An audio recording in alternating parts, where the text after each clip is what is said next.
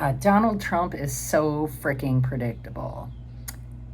Just like a month ago, he had this great deal and the strait was going to be open, the strait that he got closed when he went to war with Iran, in spite of all the people that actual experts on Iran told you that they'd close the Strait of Hormuz, but he didn't believe it. Anyway, so then he supposedly had this deal, and I said at the time, there is no deal. Trump is not a deal maker. The Apprentice is fake. Trump cannot make a deal. He has not any deals. He claims he's Mr. Deal Maker are frauds. His businesses were frauds. He inherited money and bankrupted it.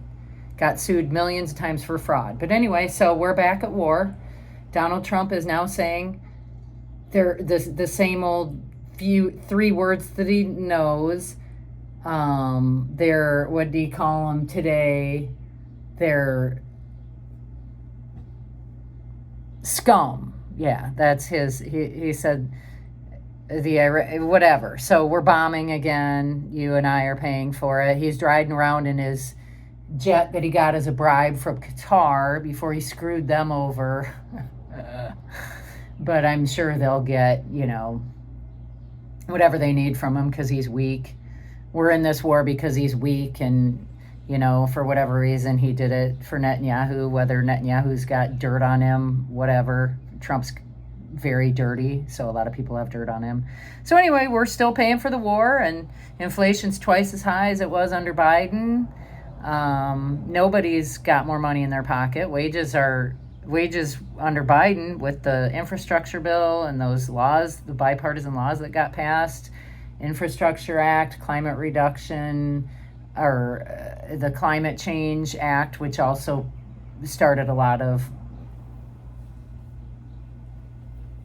industry things like the Chips and Science Act, but Trump has basically reversed all those, given the chips making authority back over to China, basically. Trump has weakened us. He is an embarrassment. All he does is sit there and talk about how unfair things are and brag about building a bunker. Like, what are we even doing here? The fact that people are okay with we are not even 2 years in. We are only a year and a half into this term.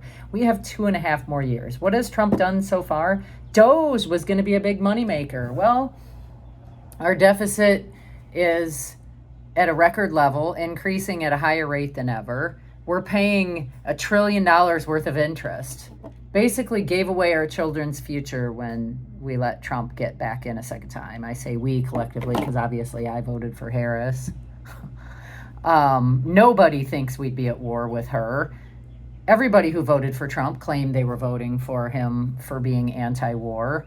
I'm glad gas prices are not at $5 here anyway. They're not even at $4. They went up $1 or so, a little over $1 when the war started. They've come down a little bit because people are still believing Trump when he says he's going to end the war. We're going through our oil reserves.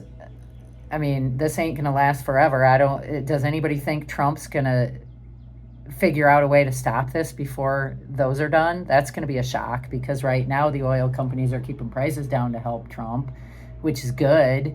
I mean, it's helping us we're still spending a ton more money because we're making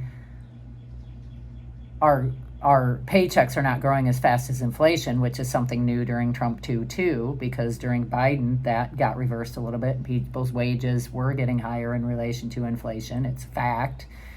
So anyway, I hate to say I told you so, but I told you so. Trump, the Apprentice was fake. Trump is not a deal maker. This is just going to be more and more of a disaster the longer this guy is allowed to stay in there and steal from us. He had to put out his report, how much he made last year. It was like $1.2 billion just off his crypto scam. And regular people lost trillions or billions, definitely more than Trump made. Nobody made money off that except him. Presidents aren't supposed to have business interests because it influences the way they do domestic and foreign policy, as we are seeing now, and people are realizing how bad he's screwing us. Are we really going to let him stay in there because people still think does anybody really think J.D. Vance would be worse? See my first video. Anyway, this is not getting better. It's not going to get better in the next 2.5 years. More people are going to die. More people are still in concentration camps. Trump is consolidating his power like a dictator. I mean, we're not giving in, but that doesn't mean he's not getting somewhere. The big business has already capitulated. Congress, the Republicans in Congress have stagnated. The Supreme Court is giving him everything he needs except for the really obvious stuff that he can't right now, like taking away birthright citizenship and part of the mail voting they saved, but they got rid of everything that matters and helps him, like the Civil Rights Act, health care for women. Rural hospitals are closing. Nobody is better off. So, and it's going to compound. It's going to keep compounding now that Trump has full power. Golf buddies in the cabinet raking in billions off of bribes. You decide. Do you want him to? He feels emboldened. He's laughing at us for letting him stay in, and he doesn't have to be. If we demanded it, Congress would be forced to impeach and remove him.